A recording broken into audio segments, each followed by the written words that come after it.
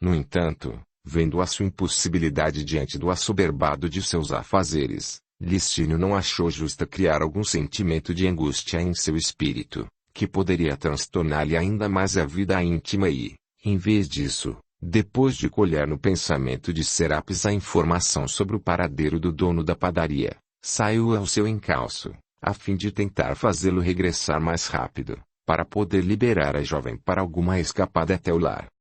Depois de tê-lo encontrado no ambiente frouxo de uma casa de banhos, entregue a um dos prazeres prediletos dos romanos, Licínio pouco pôde fazer junto de seu pensamento desviado da rota segura, preso apenas às coisas da terra e aos interesses imediatos do ganho.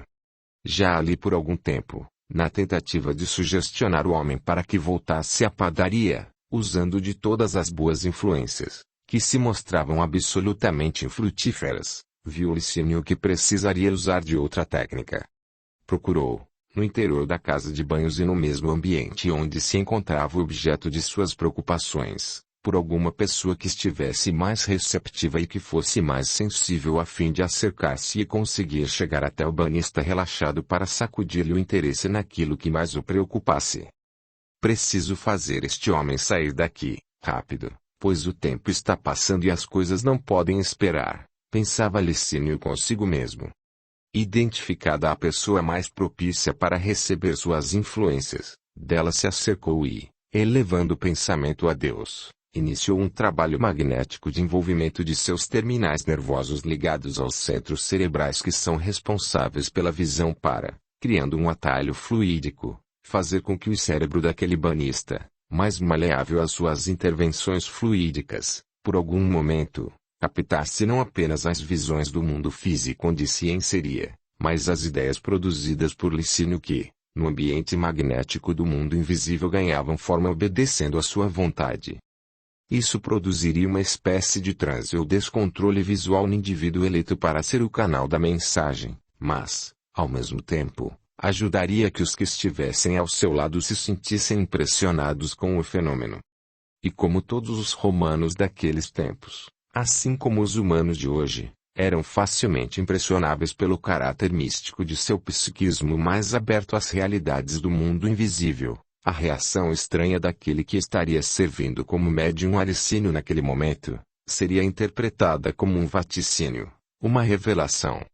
Sem perder tempo, então, assim que foi se assenhoreando da área dos impulsos visuais no córtex do rapaz, que era de todo desconhecido do dono da padaria, Licínio fez projetar em seu mais íntimo, uma ideia firme que ganhara forma, volume e cores vivas. A de uma padaria em chamas. O torpor mediúnico levou o rapaz a se entregar a uma espécie de sonolência, ao mesmo tempo em que suas palavras, então desconexas, iniciando-se por alguns grunhidos ininteligíveis, passavam a chamar a atenção dos que ali se encontravam no desfrute de águas tépidas e massagens relaxantes. Um incêndio, fogo, fogo, passou a falar, agitadamente, o jovem desconhecido banista, fora de si. Que fogo que nada, meu amigo, estamos dentro da água. Respondeu um ao outro, ironizando as palavras lançadas sem destino. Estou vendo um incêndio, algo está ardendo aqui em Roma. E em que pese o fato de Licínio ter procurado dar todos os detalhes de uma padaria em chamas, os contornos do prédio, a localização na imagem que plasmara na mente do jovem, este não era capaz de gravar-lhe os detalhes nem de reproduzir as exatas características, ficando as informações ao meio do caminho, o que poderia impossibilitar o objetivo de Licínio. Vendo que o rapaz precisava ser o mais exato possível e, valendo-se de todas as suas forças magnéticas, agora jamais desgastadas por todo o esforço, Licínio procurou fazer ressaltar na imagem mental que plasmava, um amontoado de lenha que se queimava rapidamente.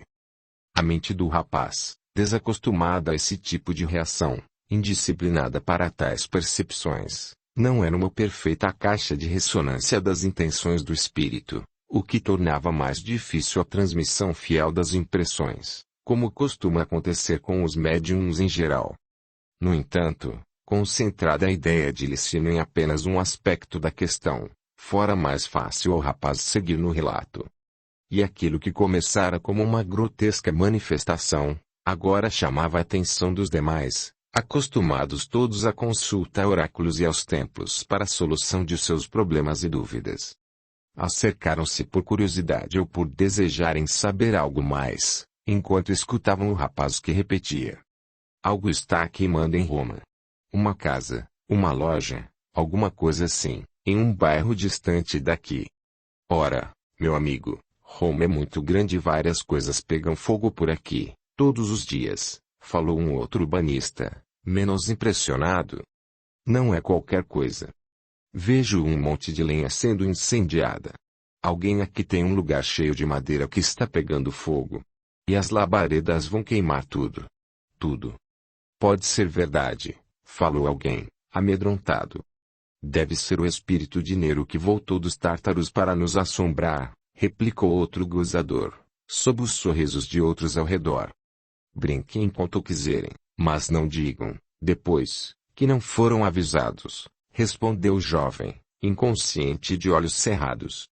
Licínio afastou-se dando-se por terminada a sua ação sobre o rapaz que, agora aturdido, era objeto da curiosidade alheia sem entender o que havia acontecido. No entanto, ainda que não desejassem dar atenção aos alvitres ali escutados, mais de meia dúzia de banistas deu por encerrada sua manhã de lazer e, sob as mais diversas desculpas, saíram às pressas porque se lembraram de que, de uma forma ou de outra, a descrição da tragédia anunciada se casava muito bem aos seus próprios cenários pessoais. E no meio dos apressados, o dono da padaria saiu a correr pelas vielas de Roma, na direção de seu negócio, com medo de que ele estivesse em ruínas até a sua chegada, destruído e transformado em um monte de cinzas. Afinal, as pessoas não acreditam nessas coisas, mas é sempre bom, por via das dúvidas, se certificar de que elas não existem. Simeão, por sua vez, havia sido o único que não tinha conseguido nada com seu esforço hercúleo de tentar afastar Marcos do caminho do erro. Por mais que tentasse se fazer invisível para ingressar no ambiente onde ele se encontrava, as barreiras negativas eram muito pesadas para permitirem o seu ingresso furtivo. E para se apresentar diante das entidades que ali se mantinham como sentinelas trevosas, solicitando uma audiência, isso representaria uma inútil tentativa já que, alertando tais espíritos, demonstraria o empenho das forças do bem no sentido de frustrar a ação nefasta pretendida pelas entidades ignorantes, em prejuízo dos esforços de todos. Resolveu, então, colocar-se no lar de Serapis, atendendo a domício e tentando fazer com que Lúcia não saísse para levar comida aos irmãos. No entanto, a pequena e irresponsável menina tinha um compromisso lixado em sua mente e, por amar os irmãos com desvelo, não os deixaria rir em comida nunca, rechaçando qualquer ideia que a levasse no caminho da distração e do esquecimento. Além disso, Lúcia estava nos passos finais do preparo do alimento de seus irmãos queridos, já que o horário em que se comprometera a levar-lhes o farnel diário se aproximava rapidamente, no final daquela manhã. A saída de Lúcia até o local e a sua volta para casa consumiria aproximadamente 1 hora na vigilância sobre o leproso, espaço mais do que suficiente para que Marcos concretizasse seu plano. Simeão tentou, então, atrasar a saída da menina, causando-lhe pequenos embaraços, fazendo com que ela se distraísse, que não percebesse onde havia colocado os objetos, na esperança de que isso colaborasse para retardar as coisas. No entanto, seus esforços não conseguiriam modificar a disposição de Lúcia, que já se preparava para sair, carregando o alimento para os irmãos, os quais, sem que ela imaginasse, já há algum tempo tinham sido levados por desconhecidos para local distante e ignorado, sem que nenhum transeunte ou pessoa do povo se importasse com o destino dos aleijados artistas. Ao sair de casa na hora prevista, Lúcia avisou Domício que se ausentaria, mas que, em breve, estaria de regresso, para que o jovem não se sentisse abandonado. Deixaria a porta fechada já que não via motivos para trancar a casinha modesta, onde a miséria morava em companhia de um cego, um aleijado, um leproso, além de Serapis e dela própria. Quem quereria entrar ali? Foi assim que, sem maiores problemas, como fazia todos os dias, Saiu a jovem carregando o saco com os alimentos costumeiros para os irmãos, no que foi acompanhada pelos olhos argutos dos espiões de Marcos que, em uma rua próxima, aguardava dentro de uma liteira bem fechada, de onde sairia assim que lhe fosse dado o sinal indicador de campo livre. Não tardou para que ele se visse dentro da casinha, carregando um bolo embalado à moda dos romanos da época, no qual, em um pedaço, deitara generosa quantidade de corrosivo para a produção da morte rápida. Sem que pudesse ser identificado, e apresentando-se como o portador de um bolo que Serapis havia pedido que trouxesse para o almoço dos que estavam em casa, sua conversa suave não levantou suspeitas no espírito apático de Domício. Diante da visão que tinha aos seus olhos, Marcos, no entanto, precisou controlar-se para não fugir espavorido. Precisava sair logo dali. Fingindo urgência para voltar à padaria, disse ao jovem e disforme doente que precisava que lhe provasse a guloseima a fim de levar a notícia até o coração ansioso da mãezinha, lá no trabalho. Vendo que Domício não tinha como levar o bocado até a boca, Marcos procurou fazer o que Lúcia fazia todos os dias, ou seja, alimentá-lo pessoalmente, colocando a comida na cavidade bucal, já que o enfermo não tinha como agarrar os objetos. Pedaço por pedaço, o veneno foi sendo transferido para o corpo de Domício. E cada vez que um pedaço era introduzido, ouvia-se no mundo espiritual os vivas ao grande imperador. As entidades infelizes que buscavam a vingança prometida por Drusila exultavam como se elas mesmas estivessem exercendo a tão esperada justiça que lhes satisfaria desejo de retribuir o mal com o mal. Viva! Longa vida ao grande imperador! Gritavam, irônicos, centenas de espíritos que se acotovelavam ao redor para verem a cena do envenenamento se concretizar diante de seus olhos. Morte ao maldito! É pouco veneno para um ofídio tão odiado, que até os infernos o recusam. Eram frases que se escutavam no meio a balbúrdia que se seguia, como se todos voltassem às emoções do circo, nos seus dias mais festivos e cruentos. Enquanto isso acontecia, Lélia Flávia, estimulada por Cleofas, passara na padaria para comprar um bolo que iria levar até a casa de Serapis, atendendo aos apelos do coração. Surpreendendo a amiga sozinha no estabelecimento, informou-a de que iria até sua casa para matar as saudades dos pequenos e, assim que já o tivesse feito, voltaria para contar-lhe. Agradecida e emocionada pelo gesto de carinho, Serapis forneceu o bolo que a amiga desejava e despediram-se. Enquanto tudo isso ocorria, os dois sequestrados haviam sido levados diretamente para a periferia da cidade, no caminho que ia para o porto marítimo, abrigados em casa alugada por Marcos para servir de temporário cativeiro, no qual ele próprio se apresentaria naquele mesmo dia, a fim de dar as últimas instruções aos seus servos. Lúcio tremia de medo e as dores físicas se tornavam ainda maiores.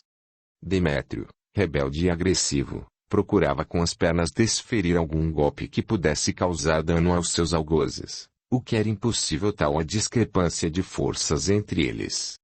Tão logo Marcos deu por terminada a criminosa execução junto a Domício, tratou de remover os resquícios de bolo que levara, colocando o restante em um saco tosco que levava consigo, para que nada ficasse no ambiente a denunciar o envenenamento e a morte, que acabaria sendo creditada ao estado de debilidade natural da doença insidiosa do jovem. No entanto, assim que deu os primeiros passos, logo depois de fechar a porta, cruzou o caminho de Lélia Flávia que, vindo com o mesmo destino, trazia consigo o bolo que acabara de adquirir junto a Serapis. Ansioso por deixar aquele ambiente pestilento, Marcos não cuidou de cobrir-se adequadamente, permitindo, assim, que a antiga serva de sua casa o reconhecesse, sem que, ele próprio, a identificasse, tal o apressamento de que se via tomado. Da mesma forma não percebeu que a moça o acompanhava com um olhar curioso, tentando imaginar o que é que seu antigo patrão, que já há muitos anos não encontrava, poderia estar fazendo ali, ainda mais vestido de forma tão estranha para o seu gosto de homem apurado e vaidoso. Viu quando, apressado, dobrou a esquina, seguido de outros dois homens que o esperavam lá fora. Será que Marcos está procurando por Serapis? Perguntava a Lélia. Mas então, por que o disfarce? Sem entender, deu entrada no casebre e percebeu que o mesmo estava somente com Domício em seu interior. Vendo-o, em avançado estado de debilidade, Lélia Flávia se acercou dele com carinho e o fez sentir o perfume do bolo recentemente cozido. Domício sorriu-lhe de forma triste e falou que havia acabado de comer um pedaço de torta que sua mãe lhe tinha enviado. Lélia não entendeu a referência de Domício, imaginando que se tratasse de algum bolo que Serapis tivesse trazido no dia anterior e que ele houvesse comido. Ora, Domício, mas este é especial, porque sou eu que estou trazendo para você e para Lúcia. Quero que você coma um pedacinho para ver como eu tenho razão. E sem se fazer de rogado, o jovem abriu a boca para receber mais um pedaço de bolo das mãos daquela moça que tanto cuidara dele em tempos passados. Enquanto ele comia e Lélia também se servia de um pedaço, a moça começou a perguntar quem era aquele homem que estivera ali, pouco antes dela. E o menino explicou que não sabia nem o conhecia, mas que se identificara como um emissário de Serapis para trazer o bolo que ela estava mandando para o almoço dele e de Lúcia. No entanto, a moça sabia que aquela não era verdade porque havia passado pouco antes na padaria e, se isso fosse real, Serapis a teria dissuadido de fazer a surpresa, dizendo que já havia enviado o presente. Olhou ao redor da mesa e não viu nenhum pedaço da guloseima. Mais uma coisa suspeita naquele comportamento sem testemunhas a não ser ela mesma. Tentou obter mais alguma informação de Domício, mas sentindo já o efeito do veneno que ingerira, o jovem começava a dar sinais de incômodo e de mal-estar. Vendo a sua condição de desequilíbrio orgânico, onde o suor começara a brotar de todos os poros e a respiração se tornava difícil, procurou abrir todas as poucas janelas da casinha e trazer a água fresca pura que o menino pudesse se sentir mais confortável. Todas estas medidas foram inúteis. Diante do estado de desespero que tomava conta de Domício, saiu correndo à procura de ajuda, batendo de porta em porta, pedindo informações sobre algum médico ou pessoa que conhecesse uma forma de cuidar de alguém passando mal. De porta em porta, desesperada, acabou encontrando um senhor cuja fama na redondeza era de profundo conhecedor das plantas e que aceitou ir com ela até a casinha. Tão logo chegaram, os olhos experientes do homem entenderam que Domício estava nos últimos estertores. "Minha filha", perguntou ele, dirigindo-se a Flávia, aflita, "você é a mãe do menino?" "Não, meu bom homem, sou amiga da família." "Então vá buscar a mãe porque até que ela chegue aqui ele já estará morto." Aturdida e surpresa, Flávia repetiu. "Morto? É tão grave assim?" "Isso é veneno dos piores, minha filha. Esse menino está envenenado e não há como salvá-lo mais." "O que foi que ele comeu?" A pergunta do homem, desferida diretamente aos seus ouvidos, causaram um choque em seu espírito porque, mais uma vez, ele havia comido um pedaço de bolo que ela trouxera e, provavelmente, um outro que Marcos lhe dera, mas que, em realidade, ninguém testemunhara nem havia o menor resquício. Novamente sobre ela pesariam as acusações de envenenamento, sem que ela nada tivesse feito para disso ser acusada. Vendo que os olhos do curandeiro buscavam nela uma resposta, preferiu ser rápida para poder ir chamar Serapis, dizendo-lhe: "Eu acabei de lhe trazer esse bolo que está aí, enviado por sua mãezinha que trabalha na padaria, onde deve estar agora. Pois então, filha, vá logo chamá-la para que venha rápido. Eu ficarei aqui." E saindo em desespero no rumo de Serapis, Lélia Flávia pareceu escutar, no íntimo de sua alma, a gargalhada de Drusila, espírito que morrera envenenado também pelo cálice de água que recebera das mãos da sua outrora serva de confiança, Lélia, feliz por estar sentindo que chegara a hora de vingar-se da desastrada empregada, invigilante e desidiosa nos cuidados para com a patroa. Drusila exudava com o efeito de seu plano, que ganhava extensão ainda mais interessante do que ela mesma havia imaginado. Ao mesmo tempo em que isso ocorria com Domício, Lúcia constatava o sumiço dos irmãos e corria para a padaria carregando-lhes os pertences abandonados no solo pedregoso da rua, a fim de comunicar o desaparecimento a Serapis. Com a chegada do dono do estabelecimento, aliviado por não ter caído sobre ele o vaticínio do rapaz nos banhos públicos daquele dia, Serapis obteve facilmente a dispensa dos seus deveres, para sair com a filha, em disparada, em busca de maiores informações junto a possíveis testemunhas dos arredores. Em vão, Serapis passou horas batendo a porta das casas, falando com os transeuntes, perguntando coisas desconexas, chorando de desespero, até que, cansada, sentou-se no chão, abraçada a Lúcia, e deu vazão às lágrimas mais dolorosas que um ser pode chorar. As lágrimas dos pais quando perdem seus filhos. Lélia, por sua vez, correu até a padaria para falar com Serapis, mas não a encontrou no lugar, não tendo sido informada pelo dono do negócio qual o destino de sua funcionária, que abandonara o posto, aflita, dizendo que precisava salvar seus filhos. Escutando essa referência, logo imaginou que alguém tivesse vindo noticiar a condição precária de Domício e que, já avisada, Serapis tivesse tomado o rumo da sua casa por caminho diferente do que Lélia fizera, desencontrando-se na jornada. Resolveu, então, voltar para a casa onde estava o corpo morto de Domício, vitimado por estranhas convulsões, que olhos atentos sabiam identificar como sendo fruto do veneno ingerido. Sem dever nada e com a consciência limpa, Lélia elevou uma prece a pedir forças para aquela hora de dor familiar e testemunho pessoal. No entanto, não entendia por que Serapis tardava a chegar. Enquanto isso, depois de sair da casinha, Marcos, acompanhado por Tito e outro de seus empregados de confiança, dirigiu-se até a periferia de Roma, onde os dois sequestrados infelizes eram ocultados pelos seus asseclas e, dando-lhes as últimas instruções, depositou em suas mãos vultosa soma que correspondia à metade do valor combinado, sendo certo que receberiam a outra parte quando tudo tivesse sido concretizado. Segundo os planos, entregou o documento conseguido com Lólio Urbico ao mesmo Tito que acabava de vir com ele de incursão pela casinha que abrigava a família de Serapis e na qual sabia que o seu senhor tinha comparecido para entregar o bolo envenenado. O documento permitiria que ele, Tito, homem da absoluta confiança de Marcos, pudesse deixar o porto carregando as duas crianças tidas como doentes, adormecidas por poderoso sonífero, a fim de que fossem despejadas em algum lugar distante pela primeira embarcação que levantasse âncoras. Apesar da maldade do plano, Marcos recuara na ideia de matar os filhos como fizera com Domício, já que, por serem filhos naturais dele mesmo, temia que a ira dos deuses recaísse sobre a sua felicidade futura, atraindo maus augúrios com o cato nefasto do infanticídio a manchar suas mãos e sua consciência. Por esse motivo, embora houvesse planejado antes a possibilidade de matar os infelizes a bordo da embarcação e a ninguém revelasse que se tratavam de seus filhos naturais com a serva Serapis, determinara que o seu homem de confiança os desembarcasse onde a distância segura pudesse garantir que se manteriam afastados de Roma para sempre e que os abandonasse à própria sorte em algum local do vasto império.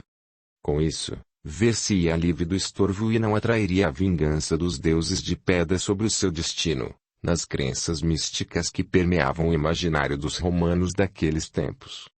Assim realizado, deixou os homens e regressou ao seu palácio, para a rotina normal, não sem antes dirigir-se à magistratura local e, à luz das leis e do direito fundado no sangue, jus sanguinis, apresentar pleito perante magistrado, solicitando-lhe fosse garantida a autoridade sobre a filha Lúcia que permanecia em poder de antiga serva que, portanto, se afeiçoara à criança, se recusava a devolvê-la ao seu poder paterno.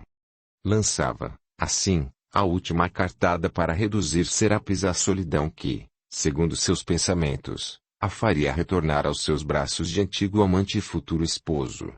Enquanto isso tudo acontecia no seio daquela Roma perversa, no porto, a mesma galera que havia chegado um dia antes estava sendo abastecida para deixar a costa italiana em breves dias. Cada um estava pronto para seguir o destino que haviam criado para si mesmos e, na dianteira da embarcação, o farol protetor ainda se fazia rutilar aos olhos mediúnicos de Décio que, sem o saber, iria viajar na mesma nau em que Demétrio e Lúcio estariam. Entenda, querido leitor, o quanto bem, através dos espíritos amigos, tenta tirar você do enrosco em que sua imprevidência, sua imprudência, Sua euforia tanto insiste em colocá-lo. Nunca reclame da ausência de proteção, que está sempre disponível para atender às suas necessidades. Reclame sempre de você mesmo que, poucas vezes, está preparado para receber a ajuda que Deus lhe envia, a exigir sempre um tipo de atendimento ou de benefício diferente, segundo os seus caprichosos interesses. A culpa não é do Criador. É sempre nossa mesmo. Audiolivro realizado pelo canal Surya Chand Audiobook. 20. Tristes realidades. Enquanto os dois filhos sequestrados estavam sendo encaminhados aos seus novos rumos, em Roma, o desespero tomava conta de Serapis e Lúcia que, por mais que se empenhassem, nenhuma notícia conseguiam sobre o paradeiro de Lúcio e Demétrio. Diante de tamanha demora em regressar ao lar, onde o cadáver do filho adotivo seguia a esperar por elas, Lélia resolveu dirigir-se ao suposto local onde ela sabia que os dois pequenos se exibiam, a tocar e pedir algum auxílio. Depois de muito caminhar, Lélia encontrou o lugar mencionado e, em suas redondezas pôde, finalmente, avistar Serapis e Lúcia, juntas, a percorrer casas suplicando informações que pudessem ajudá-las a desvendar o mistério do desaparecimento. Vendo-as e sabendo da urgência da notícia triste de que era portadora, Lélia não observou a ausência dos pequenos e a aparência de descontrole de Serapis. Tratou logo de acercar-se dela para lhe informar sobre a perda de Domício. Serapis, disse ofegante, tão logo se viu a distância suficiente para que seus gritos fossem ouvidos. Ouvindo seu nome pronunciado com insistência, Serapis procurou corresponder ao chamamento, naturalmente imaginando que se trataria de alguém com notícias dos filhos desaparecidos. Surpreendeu-se, portanto, quando observou a aproximação de Lélia que, rápida e abatida, corria em sua direção. Lélia, estou aqui. Você tem alguma notícia dos meninos para mim?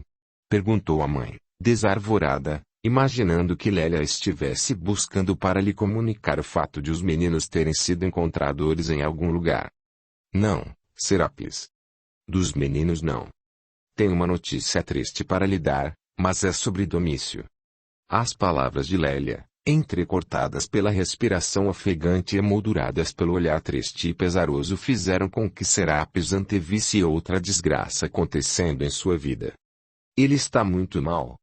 Perguntou a mãe adotiva, ansiosa para saber se a sua condição poderia sustentar-se mais algum tempo para que ela pudesse continuar as buscas dos outros dois meninos.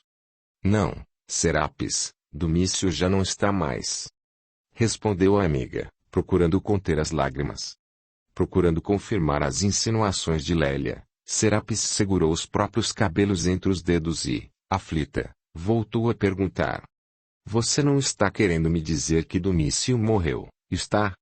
Sim, Serapis, Domício já se encontra no reino de Deus há algumas horas. Meu Jesus, não é possível tanta desgraça num dia só!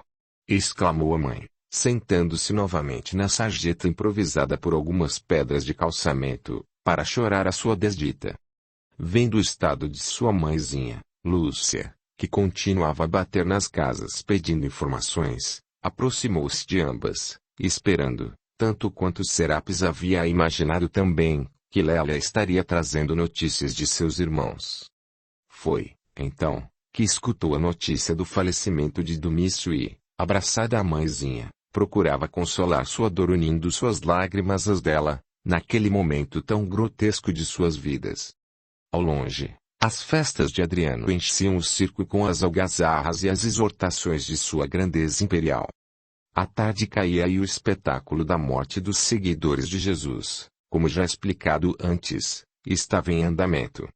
Ainda assim, ali se achavam ao seu lado os espíritos amigos que tudo tentavam fazer para que ela tivesse forças para enfrentar as dificuldades que lhe marcavam aqueles instantes amargos na jornada da vida.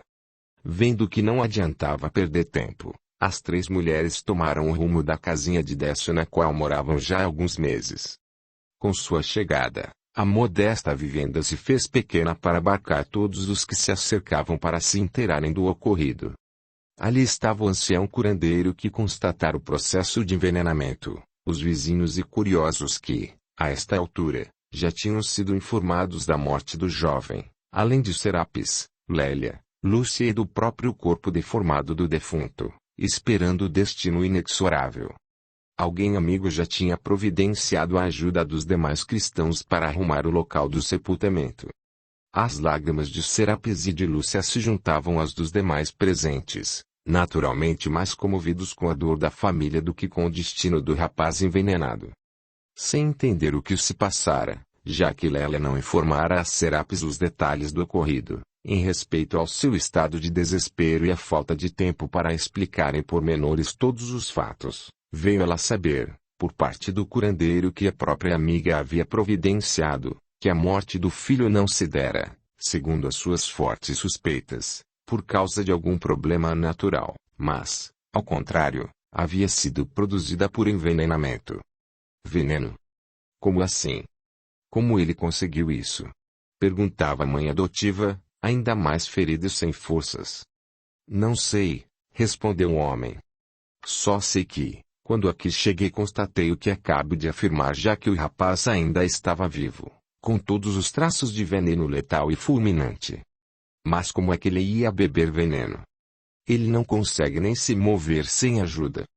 Bem, senhora, o veneno lhe foi dado por alguém. Respondeu o homem, agora, mais constrangido diante da presença de Lélia no ambiente, a quem teria de acabar acusando, mesmo de forma indireta, quando relatasse todos os fatos como encontrara. Descontrolado e sem entender, faltavam forças a Serapis para qualquer rompante de indignação ou qualquer forma de agitação. Apenas uma situação de impotência a invadira, dando-lhe a ideia clara da fragilidade do ser humano diante das forças misteriosas da vida. Manifestando seu desejo de conhecer toda a realidade, já que também Lúcia assim se manifestava interessada e curiosa, pois o havia deixado pela manhã em bom estado geral. O curandeiro passou a relatar o que o leitor já sabe, fazendo menção ao fato de ter conseguido retirar do interior da boca do falecido um pedaço do bolo que, segundo ele supunha, havia sido o veículo do veneno. O tóxico, então, estaria no pedaço de bolo. Esquecida dos detalhes que antecederam aqueles tristes momentos, Serapis voltou à carga, como que perguntando-se a si mesma para organizar as ideias. Mas quem pode lhe ter dado o bolo com veneno? Tudo estava pronto para o almoço que Lúcia iria lhe fornecer tão logo voltasse do lugar onde fora abastecer Lúcio e Demétrio. Não havia bolo por aqui. Por mais que se esforçasse para entender, seus pensamentos se embaralhavam com a dor do desaparecimento dos outros dois filhos. Foi quando o homem, pesaroso, terminou de explicar. Bem, minha senhora, eu não conheço ninguém aqui neste tugúrio de aflição. Vivo nesta região da cidade, mas sou mais procurado do que procuro as pessoas. O certo é que esta moça que acompanha, desesperada, compareceu onde vivo e me solicitou ajuda para atender um rapaz agonizante. Ao chegar aqui, constatei-lhe o estado desesperador e pude ver que sobre a mesa havia uma grande torta da qual faltavam alguns pedaços, entre os quais, aquele que, suponho, tivesse a substância letal. Não havia mais ninguém aqui e, assim, creio que esta resposta deverá ser melhor oferecida pela jovem que aqui se encontra e que, certamente, poderá aclarar melhor as coisas. Quanto a mim, dou por terminada a minha modesta tarefa junto a seu sofrimento e deixo-lhe minha solidariedade para este momento difícil. Pedindo licença a todos, afastou-se, não sem antes dizer onde é que poderia ser encontrado, caso necessitassem dele novamente, por qualquer motivo. Depois de ter se retirado, Serapis parece que conseguiu se lembrar melhor de todos os detalhes daquele dia, quando Lélia se manifestara saudosa dos meninos e passara na padaria para comprar um bolo e trazer-lhes como um agrado inocente. Os preparativos do funeral, com a arrumação singela de Domício para o transporte até o local do sepultamento eram imperativos, já que o tempo que passava, o calor aumentando, as tristes condições do próprio corpo doente já há tantos anos, impunham ao bom senso a adoção de rápidas medidas sob pena de se tornar insuportável qualquer cuidado tardio, diante da decomposição e do mau odor reinante.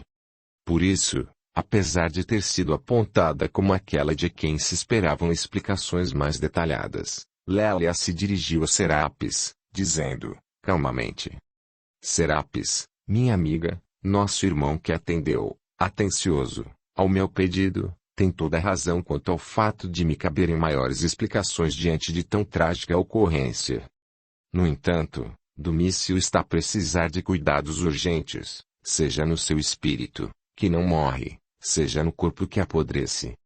Cuidemos dele e, logo depois, poderei explicar a você todas as coisas, para que seu juízo sobre mim se estabeleça com liberdade e consciência. Notando a correção das palavras de Lélia, tanto quanto a serenidade com que se posicionava diante da insinuação velada de que ela havia levado o bolo envenenado, Serapis se deixou convencer pelas suas razões, voltando-se, então, para o cadáver do filho adotivo, aquele menino que, por tantos anos, lhe servira de companhia e respaldo, ao mesmo tempo em que representara para ela uma oportunidade de fazer o bem, cuidando de suas necessidades. E, dessa forma, o tempo transcorreu até o sepultamento de Domício, no cortejo triste e quase desapercebido que tomava o caminho do local destinado a sepultar os pouco importantes cidadãos de uma cidade tão imponente, cujo poder, entretanto, não impedia que se igualassem todos os seus moradores, nobres ou plebeus, perante a realidade da morte. Apesar das suspeitas que pesavam sobre ela, em nenhum momento Lélia assumiu uma postura defensiva ou que denunciasse suposta culpa, fazendo tudo ao seu alcance para que a dor da família viesse a encontrar consolação sincera, verdadeira, na sua presença. A mente de Serapis era um vulcão tão ardente que não sabia para que lado verter o caudal de lavas incandescentes. Nesse processo, Lélia fora informada do desaparecimento dos outros 2 filhos legítimos de Serapis, o que a fez avaliar melhor o imenso drama moral daquela mulher que amadurecia ao peso de tantas desgraças. Já não havia mais resquício daquela altiva moça que tudo fizera no passado para conquistar poderes e vencer obstáculos para chegar onde pretendia. Agora era uma mulher aflita, incapaz de sonhar com as mesmas glórias porque se vira levada pela realidade das coisas a enfrentar as misérias que chegam na vida de todos como despertadores para a própria verdade. Relembrou o fato de ter sido ela, Lélia, envolvida no envenenamento de Drusila pela acusação maliciosa de Serapis, entrevendo que não seria difícil que a mãe acreditasse na versão do assassinato do filho, através, novamente, do envenenamento, condenando Lélia apesar do que ela lhe falasse. Diante desse quadro de dúvidas e suspeitas, os espíritos comandados por Drusila, alguns já felicitados pela morte de Domício e o regresso ao mundo espiritual no qual pretendiam tornar mais acres a perseguição e a vingança, mais e mais se acercavam de Lélia e Serapis para que, entre ambas, a suspeita deitasse raízes de discórdia. Assim, tudo faziam para que os pensamentos de Lélia recordassem os momentos amargos que passou na prisão, gritando-lhe ao ouvido que Serapis fora a mazela de sua vida. Não deveria deixar que ela viesse, novamente, a mandá-la para a cadeia como fizera anos antes. Ao mesmo tempo, valendo-se do momento de dor e de invigilância e Serapis, entidades maliciosas procuravam semear em seu íntimo ou pensamentos contraditórios que permitissem a ela acreditar que era assassina. Tais entidades negativas a envolviam, dizendo, na acústica interna de sua mente: veja, demorou muito tempo, mas ela está se vingando de você. Lembre-se, é aquela que você mandou para a cadeia que seria morta nos circos se não houvesse sido aquele bobalhão do Licínio. Outro vinha, encaminhado por Drusila, a dizer mentalmente através da intuição negativa: não acredite nela, não. Ela tentou matá-la oferecendo veneno quando você estava grávida, dizendo que era remédio para dormir, lembra? E na mente de Serapis, a dúvida ganhava terreno. Antes mesmo de ter sido dada à amiga a oportunidade de se fazer escutar, na circunstância de relatar tudo o que aconteceu. A confusão se tornava maior quando Serapis constatava a realidade da transformação de Lélia, que cuidara de seus filhos, que estivera presente dentro de sua casa e que poderia ter envenenado a todos se tivesse algum ódio no coração. Estas lembranças eram produzidas pela ação generosa de Licínio que, em espírito, se postava ao lado de Serapis para contrabalançar as ações insinuantes das entidades perversas, buscando ajudar a antiga empregada de Marcos a não adotar posturas precipitadas, como sempre o fizera e, das quais, sempre se arrependera.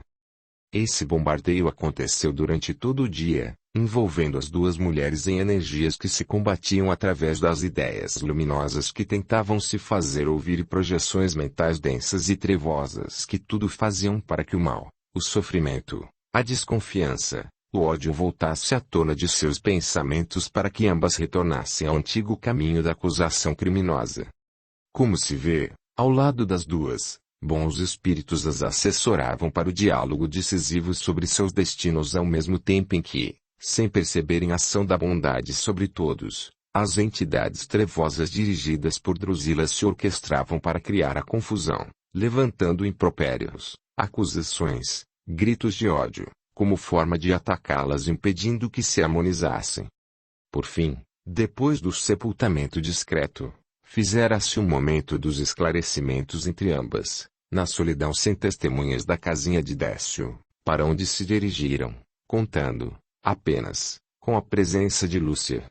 Enquanto isso, em Hóstia, os preparativos seguiam seu curso e, para breves horas, a nau imperial seria posta em movimento para o destino que a aguardava. Os materiais, o abastecimento adequado, a tripulação e a carga já estavam sendo embarcados, merecendo os últimos cuidados de amarração e acomodação nos porões escuros. Também Décio já havia sido inserido na embarcação, mantendo-se atado a uma derrame da nau, que não possuía celas específicas para o transporte de prisioneiros e que, por isso, os mantinha detidos sob cordas enquanto não fosse lançada ao mar, ocasião em que se costumava soltá-los porque, aí o navio se transformava, ele mesmo, em prisão sem grades, encarcerado no meio do mar. Foi então que, momentos antes da partida, subiu a Tombadilha o empregado de Marcos, de nome Tito, carregando documentos importantes à procura do capitão. Depois de terem trocado rápidas palavras e de o comandante ter observado os documentos que lhe foram apresentados, autorizou a subida a bordo daquilo que parecia ser uma mercadoria de última hora, mas que, em realidade, se tratava dos dois deficientes, Lúcio e Demétrio, carregados nos braços fortes de dois homens contratados para o transporte, desfalecidos pela ação narcotizante de drogas que lhes foram ministradas à força pelos sequazes de Marcos, alguns momentos antes do embarque. Imaginando tratar-se de algum banimento de criaturas perniciosas ao sentido estético tão cultivado em Roma, o capitão do barco não fez maiores indagações sobre os motivos de estarem aquelas duas crianças, unidas pelo destino trágico naquela mesma nau. Sabia que sua função era de levar e trazer o navio em segurança e que, no que tocava à justiça humana, esta deveria ser decidida pelas autoridades a quem incumbia o dever de levar e trazer o barco da sociedade igualmente em segurança perante as tormentas do mundo.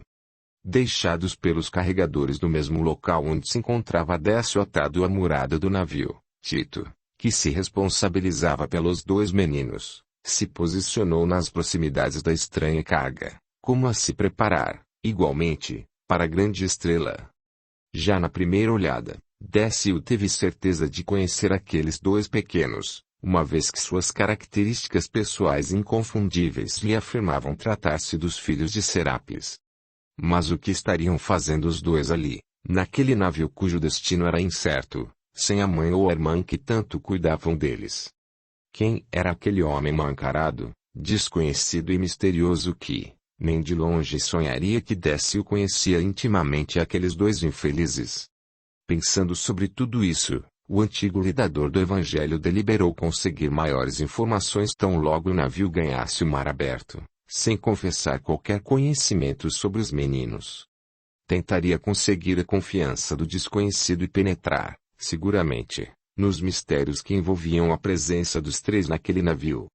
Fatalmente, alguma coisa errada havia acontecido para que os filhos de Serapis ali estivessem e, também fatalmente, ele haveria de descobrir os verdadeiros motivos. Pensando em tais mistérios é que ele se recordou da cena das mãos luminosas a trazerem o navio até o porto, noites antes, tanto quanto do farol que continuava aceso no alto da proa e que, agora que o barco se movimentava, nas despedidas morosas do porto acolhedor, se tornavam mais intensas, como se tivessem ativado um mecanismo que ampliasse as vibrações, a sustentar o trânsito no mar desafiador. O navio partira para seu destino e, tão logo se afastara, o capitão determinou que se cortassem as amarras dos eventuais prisioneiros que estariam sendo transportados para seus destinos em virtude de sentenças de banimento. Décio viu-se livre, portanto, para poder esticar-se um pouco, caminhar por toda a extensão do barco e, ainda que não desejasse levantar suspeitas sobre suas intenções, traçar um plano para se aproximar dos viajantes tão peculiares. Nesse sentido, foi ao capitão e lhe solicitou autorização para servir no navio, trabalhando no transporte de água para as pessoas que remavam, para os que compunham a tripulação e para os viajores como ele. Surpreendido pela demonstração de interesse pouco comum, o comandante quis saber o verdadeiro motivo daquele pedido. Ora, meu senhor, apesar de ter sido condenado ao exílio pelas leis romanas, isso não me transformou em um inútil. Só quando fazemos alguma coisa de bom para alguém é que nos realizamos como seres humanos plenos. Bem ou mal, eu chegarei ao meu destino e poderei seguir minha vida, mesmo como um condenado. No entanto, observando as suas responsabilidades imensas no comando deste navio, fico a pensar que maldoso juízo condenou a servir em uma tarefa tão áspera, na qual o encarcerou com a desculpa de honrá-lo com o cargo de capitão. Apesar disso, todos dependemos de seus cuidados e de sua sabedoria. Mesmo sendo, pois, um escravo de Roma nos mares por onde nos conduza, o Senhor nos está sendo útil, não sendo correto que eu me sente comodamente, vendo-lhe o esforço de não permitir que o barco afunde em qualquer incidente infeliz, e não faça nada para colaborar com o seu trabalho. Como já disse, mais algumas semanas e estarei em terra firme. No entanto, o senhor continuará encarcerado na prisão flutuante, cumprindo uma condenação apesar da sua inocência e de sua reiterada demonstração de capacidade. Impressionado com aqueles conceitos tão verdadeiros e ditos de forma tão paternal, o comandante Caio acedeu a Décio em seu pedido, estabelecendo certas rotinas para que sua ação não viesse a atrapalhar a tarefa dos demais tripulantes. Ele carregaria um recipiente contendo água e, em horas estabelecidas da viagem, se dirigiria aos remadores para lhes diminuir os suplícios, já que se tratavam, igualmente, de condenados pela autoridade romana. Ao pensar nos homens presos aos pesados remos, lembrou-se das palavras de Décio sobre os ferros invisíveis que também o prendiam ao navio, afastado do lar, distante das alegrias da família, até que, um dia, envelhecido e desgastado, viesse a ser dispensado dos serviços marítimos e colocado em qualquer lugar à espera da morte, isso quando ela não o surpreendesse em alguma tempestade marítima, em qualquer rochedo submerso ou coisa semelhante. Com isso, Décio passou a ter a possibilidade de se aproximar dos passageiros e lhes entregar a ração de água potável para sustentar-lhes o corpo no percurso agitado do mar. O servidor do Cristo conseguira, então, uma forma de se cercar dos meninos adormecidos e de seu tutor estranho, para começar a se informar por que estariam ali aqueles 3 indivíduos tão dispares. A viagem seria longa e produziria muitas surpresas na vida de todos, inclusive na do capitão e de alguns dos condenados. Décio, ao mesmo tempo em que era visto como um preso pelas leis humanas, era visto como um libertador pelas leis divinas, sabendo aproveitar as oportunidades para semear o bem, como lhe ensinaram Jesus e seu paizinho Policarpo, não desdenhando de qualquer momento favorável para falar do novo reino a ser implantado por Deus no coração das pessoas. Assim, querido leitor, lembre-se de que você pode transformar seu momento de dor em um instante de luz, semeando o bem onde você estiver. Esqueça-se um pouco. Não dê tanto valor a seus problemas pessoais nem se permita resvalar para a compreensão de que você é uma vítima infeliz das circunstâncias. Se você está passando por alguma coisa ruim ou difícil, realize esse milagre que é ser útil diante da própria adversidade. Nem sempre será possível mudar o rumo que precisamos enfrentar, como não era possível a Décio alterar o curso do navio que o transportava. No entanto, se as coisas eram dessa forma, impossibilitado de mudar a rota do barco, ele poderia se esforçar para mudar o próprio barco, melhorando as pessoas, servindo-as, falando com elas, estimulando suas virtudes, fazendo-as pensar, desejando que elas se sentissem mais próximas da verdade do Espírito. Isso você também pode fazer. Se a vida o colocou em uma situação que não pode ser modificada por mais que se esforce, é porque seu trabalho não está tanto em alterar o rumo do barco e, sim, em ajudar os que estão na mesma embarcação.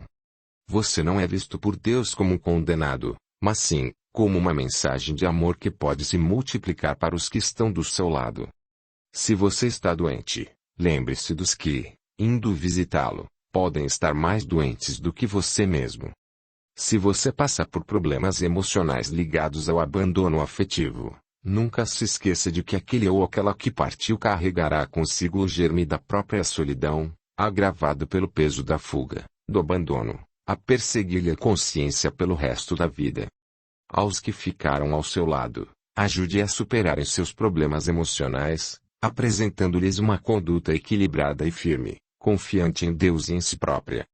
Se seu testemunho é o da perda de entes queridos, lembre-se de que ninguém morre que somente quando você se conduzir pelos padrões da fé em Deus e na imortalidade da vida que os cercam se sentirão estimulados a confiar também na importância dessa verdade. Lembre-se, Deus nunca o vê como um encarcerado. Por isso, não criou grades nos horizontes nem construiu celas que prendessem as criaturas. O Pai espera de você todo o bem que possa ser feito pelas suas mãos, se sua consciência estiver à altura daquilo para o que Deus o criou. Você não foi criado como um perdedor da vida que se compensa ganhando bens materiais. Você foi criado como um espírito vencedor, mesmo que perca tudo na existência. Nunca se esqueça disso. 21. As forças do bem. A ação de Décio fora de um devotamento e de uma diligência pouco constatável em criaturas colocadas na condição inferior como a dele, ali, naquela embarcação. Ao mesmo tempo em que se fazia interessado pela descoberta do mistério que envolvia os dois meninos e o desconhecido que os transportava, sua solicitude natural atendia a todos os integrantes da jornada marítima a bordo da galera romana que, lentamente, se afastava da costa italiana, depois de fazer escalas nas ilhas e portos da região. A embarcação seguia lentamente, sem perder de vista, ao longe, a linha costeira que representava o mais importante pedaço de terra que se conhecia sobre a terra naqueles dias. Décio se desdobrava, em prejuízo mesmo de seu descanso, ganhando com isso a simpatia de todos e a tolerância dos oficiais romanos que, diante de sua submissão serena e respeitosa, nele não viam nenhum perigo para as leis do império. Valendo-se da consideração natural que se estabelecera nas relações entre ele e os tripulantes, não lhe foi difícil descobrir que, segundo versões, os dois pequenos seriam seres banidos da cidade, conforme o sentenciaram autoridades responsáveis que, em vez de condená-los à morte, uma vez que já tinham conseguido viver mais de uma década, determinaram a sua transferência para a distante colônia, enquanto o genitor lhes desejava a morte física. Naturalmente que não era essa a verdade, mas essa era a história que Marcos havia aconselhado a Tito relatar a qualquer curioso que se apresentasse com perguntas inconvenientes. Fazendo-se de desentendido, Décio indagou do desconhecido sobre a mãe das crianças. Bem, me parece que morreu recentemente, executada no circo e, por isso, não possuem ninguém mais que vele por eles, respondeu o homem, aparentando não pretender fornecer maiores explicações. Incomodado com a informação sobre a possível morte de Serapis, mas não tendo como confirmar tal alusão genérica, Décio procurava uma forma de continuar o assunto e ganhar algum tempo para organizar as ideias, já que, desde sua prisão, não mais tivera nenhuma notícia da família que adotara como a sua própria, para poder ajudá-los nos momentos difíceis pelos quais estavam passando. Que tristeza estar no mundo sem ter ninguém como apoio, ainda tão pequenos, não? Exclamou Décio, indagando. Ainda bem que eles podem contar com o Senhor para lhes oferecer os cuidados necessários. Com certeza há de ser um parente próximo. Irritado com as perguntas, Tito foi muito rápido em refutar as suposições de Décio, dizendo: o senhor está muito equivocado.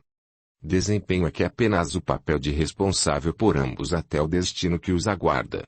Depois de entregá-los, volto a Roma onde me esperam novas ordens de meu patrão. Ah, quer dizer que pelo menos existe alguém que está esperando pelos dois pequenos. Ainda bem. Será alguma tia, algum parente próximo. E ainda mais alterado com o cerco sutil que lhe empreendia Décio, o homem retrucou: que parente que nada. Minhas ordens são as de desembarcar os dois infelizes no porto de Narbonne, uma das escalas da viagem, deixando-os à própria sorte, já que foi essa a decisão oficial a respeito de seus destinos. Ao escutar tal revelação, Décio sentiu um abalo percorrer o seu corpo, como um calafrio que lhe dizia da necessidade de dar amparo àqueles pobres condenados. No entanto, para não produzir maiores antagonismos no ânimo do viajante, Décio se deu por satisfeito, voltou a oferecer-lhe uma nova porção de água e despediu-se prometendo voltar para lhes atender às necessidades, tanto as do temporário tutor quanto as dos meninos adormecidos. Saindo dali, dirigiu-se ao interior da nau que rangia a força dos remos movidos pelos escravos e condenados a serviços forçados.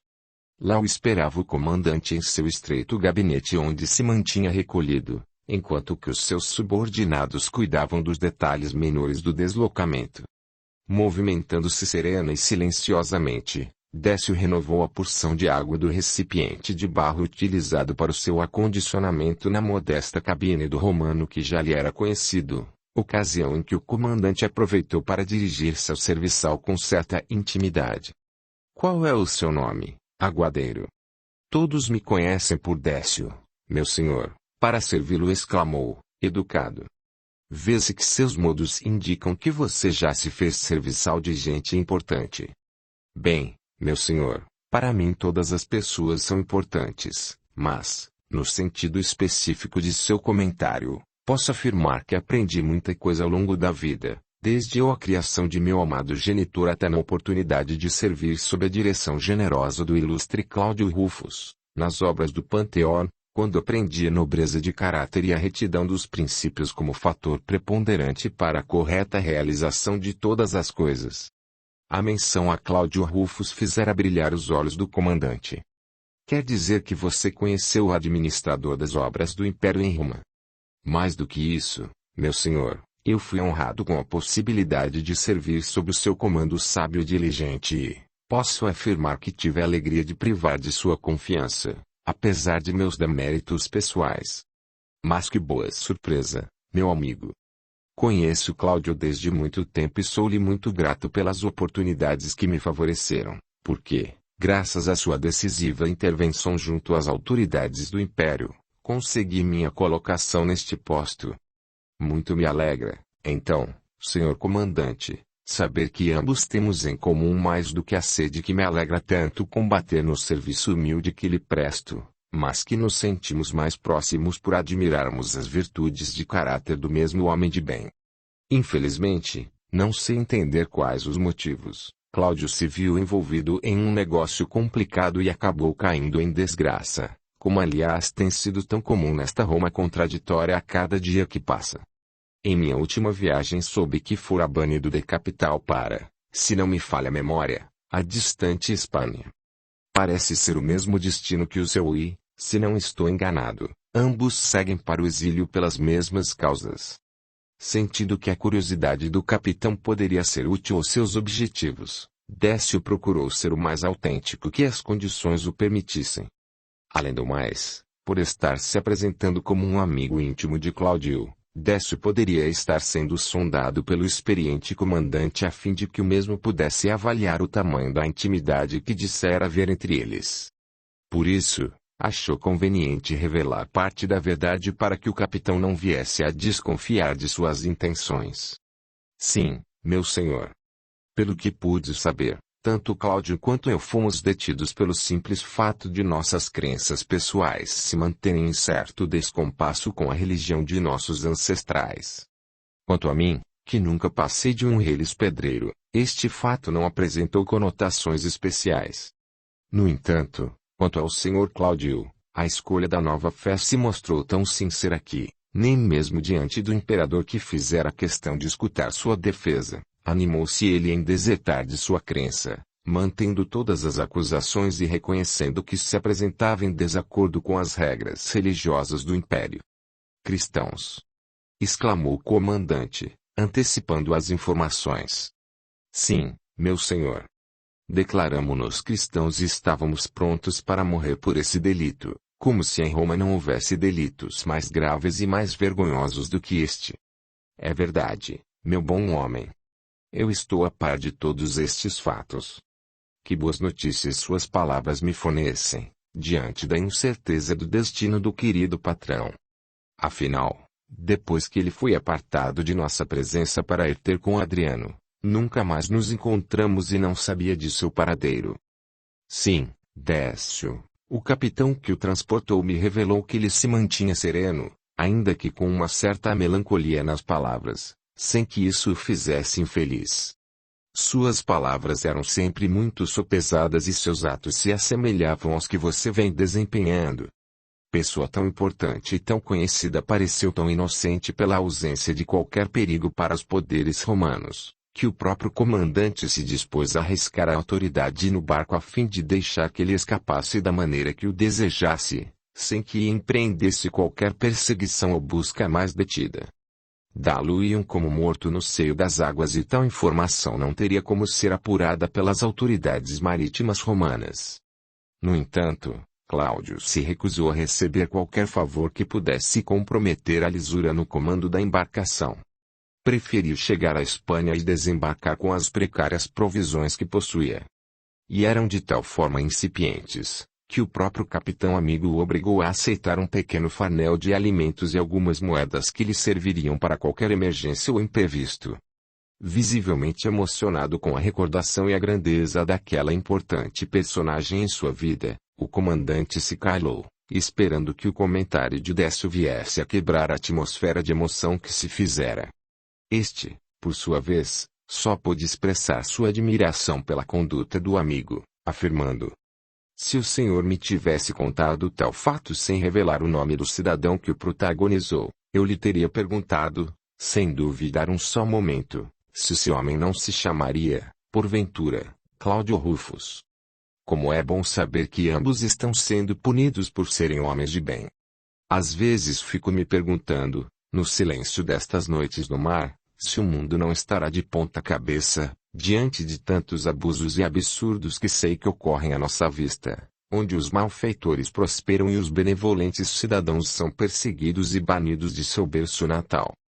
Todas estas discrepâncias, meu senhor, foram pronunciadas por Jesus e é por isso que sua palavra merece tanto nosso acatamento e nosso empenho por segui-la. Em nada Jesus mentiu, em nada deixou que a verdade fosse iludida. Quando o governador romano se fez seu julgador, em atenção à solicitação dos judeus, interessados em levá-lo ao martírio, indagou do divino mestre se ele era rei. A primeira resposta foi a de que se o seu reino fosse deste mundo, seus exércitos não o deixariam naquelas condições de abandono material, mas que inúmeras legiões se atirariam sobre os agressores para defender-lhe a vida. Sem desejar escutar a profundidade dessa resposta, Pilatos voltou a perguntar: quer dizer que sois, efetivamente, rei? Foi então que Jesus se revelou em toda sua pureza e sabedoria, não para fraudar a verdade a fim de livrar-se de qualquer punição, mas para dar testemunho do que viera a fazer no mundo. Foi aí que o Senhor afirmou que não viera ao mundo senão para dar testemunho da verdade e que fora o próprio Pilatos que o chamara de rei. E enquanto o ilustre e poderoso romano, dirigente de exércitos e zelador da ordem pública permitia que um inocente fosse crucificado, adotando o singelo gesto de lavar as próprias mãos como a isentar-se da culpa de tal sacrilégio, o inocente condenado não levantava voz para defender-se e carregava consigo todo o peso da infame acusação, do sinistro julgamento e da nefanda execução.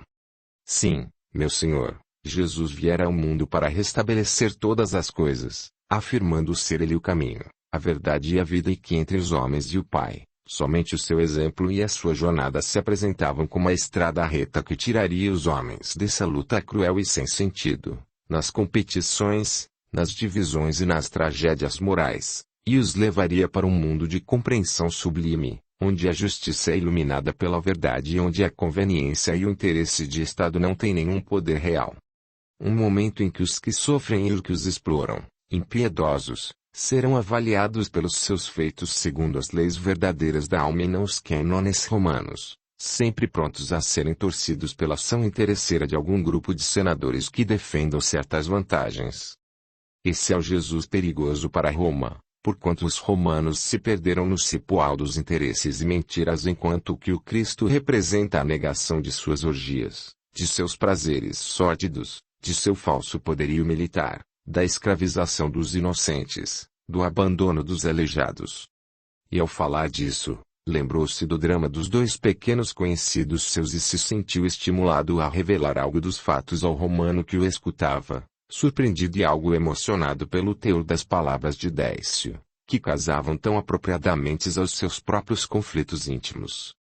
Veja, Senhor, uma sociedade que expulsa de seus seios inocentes meninos que estão a bordo desta embarcação, cujo destino, não sei se o Senhor conhece, mas é o do abandono no porto estrangeiro, para que sejam devorados pelos cães famintos até que consigam algum meio de defesa, não pode ser uma sociedade de homens bons. Impressionado com a informação, o comandante se fez mais interessado, afirmando, pasmo. Mas eu pensei que esse homem que está com eles fosse seu pai ou algum parente mais chegado. Eu também, meu senhor. Todavia, acabo de vir de uma conversa informal com ele na qual me revelou se tratar de uma execução de sentença cruel, a condenar uma criança cega e outra paralítica ao banimento por interesses escusos do pai verdadeiro que, certamente, desejaria matá-los para se livrar do peso de sua criação. Talvez sem coragem ou sem o desejo de se ver responsável pela execução dos próprios filhos, diante da maldição que tal ato poderia produzir no seio desses deuses que nossas crenças nos apresentam, tenha optado pelo abandono, a fim de que venham a morrer por conta da própria sorte ou do próprio azar. Mas isso é uma crueldade infame. São somente crianças. Pois é, meu senhor.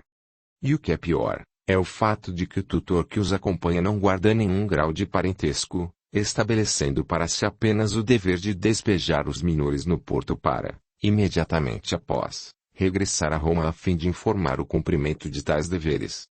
Horrorizado com tais revelações, o capitão do barco demonstrou que não permitiria que isso fosse feito dessa forma e que determinaria alguma medida para que o destino dos dois pequenos fosse modificado. Percebendo a inclinação generosa de sua alma, Décio declarou também ser seu desejo de ajudar os dois pequenos e que, em momento oportuno, gostaria de concertar com o comandante uma forma de proteger os desditosos meninos, abandonados no mundo. Entendidos quanto a este fato e como o porto da capital da Gália Narbonenses ainda tardaria a chegar, despediram-se para que, no dia seguinte, voltassem a conversar sobre a melhor maneira de resolver o problema.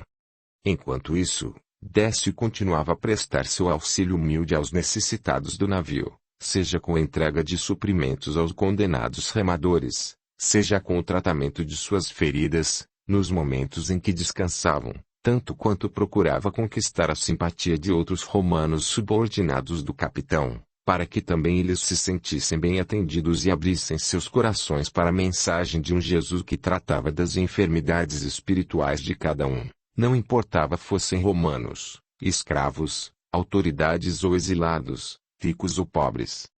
Como o próprio Cristo afirmara, havia vindo para os doentes e não para os sadios.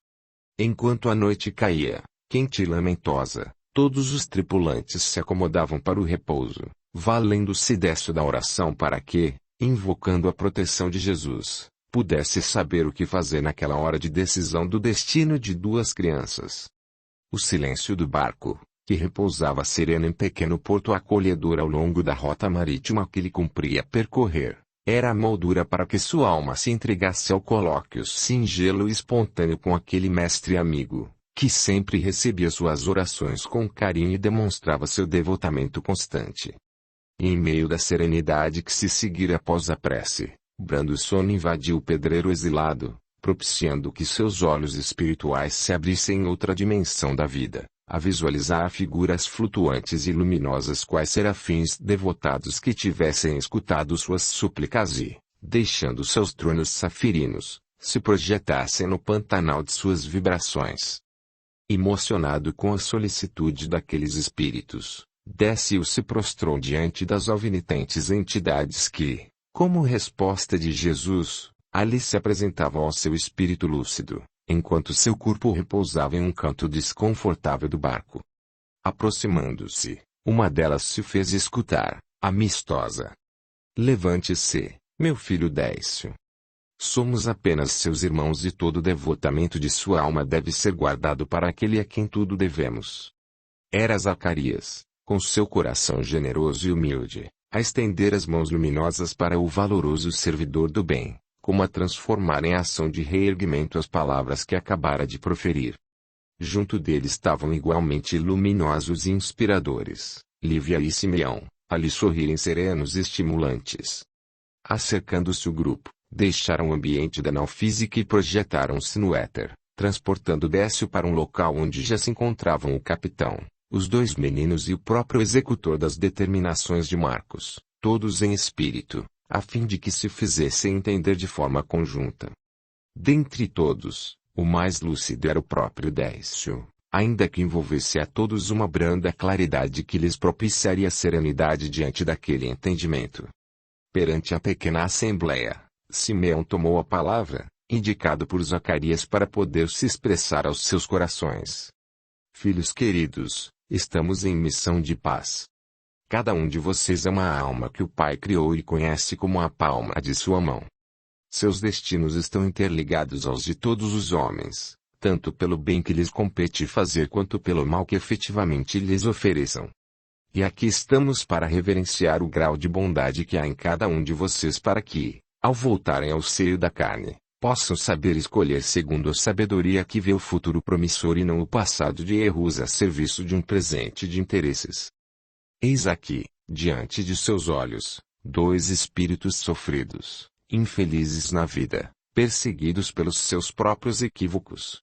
Demétrio, sem os braços, e Lúcio, sem a visão e sem o equilíbrio da saúde. São seres que desde o berço conheceram apenas o amargor da fome, da humilhação e das privações morais. Jamais encontraram a mão generosa de um pai que lhes desse carinho físico e, mesmo a mãe humana outro recurso não possuía a não ser expô-los na via pública para que, através da comiseração dos passantes conseguisse alguma moeda com a qual comprava a própria sobrevivência. Agora, foram afastados até mesmo da mãe, única protetora que se ocupava deles. Olhem para estes dois infelizes, meus irmãozinhos. Pensem consigo mesmos, se eles fossem seus próprios filhos, o que vocês fariam? Mais do que isso, e se eles fossem vocês mesmos, infelizes desde o útero materno, condenados ao exílio e à morte cruel no meio das incertezas da vida? Ante a pergunta sincera e certeira, abaixaram a cabeça os que escutavam, como a se posicionarem por primeira vez na condição dos próprios infelizes. A brandura das palavras de Simeão era tal que não havia nenhum laivo de acusação ou de censura em seus lábios.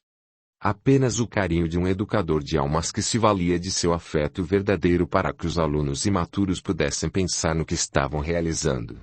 Continuando, depois de breve pausa, Simeão afirmou: a bondade divina está se ocupando de todos vocês porque está também se ocupando do destino destes dois infelizes no mundo.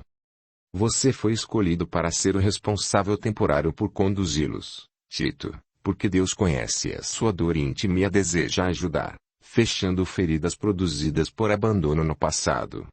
Deus conhece o peso de sua consciência por haver relegado ao abandono pobre mulher que se vira engravidada no relacionamento que ambos mantiveram. Seu receio diante da paternidade fizera daquela situação um tormento para seu futuro de homem sem compromissos, levando-o a fugir sem explicações. No entanto, Seu coração e sua mente, muitas vezes, no silêncio de suas ideias e sentimentos, se perguntam o que deverá ter acontecido a Sabina, a jovem que se entregou aos seus argumentos sedutores. E enquanto ia falando sobre isso, o espírito do acompanhante dos dois meninos infelizes, aqui identificado como Tito, ia se vendo revelado no mais íntimo de seus erros, como a passar a temer a superioridade daquele ser que lhe falava ao coração. Como é que estes erros tão bem guardados lhe eram apresentados assim, tão claros e sem qualquer equívoco? Suas lágrimas escorriam, entre a vergonha diante da verdade e o encontro consigo mesmo, depois de décadas de fuga, imaginando que isso seria suficiente para livrar-se da responsabilidade moral assumida com o abandono da jovem grávida. Olhe para estas crianças, Tito, como filho de Sabina, aquele que você ajudou a colocar no mundo sem que tivesse tido a coragem de criar.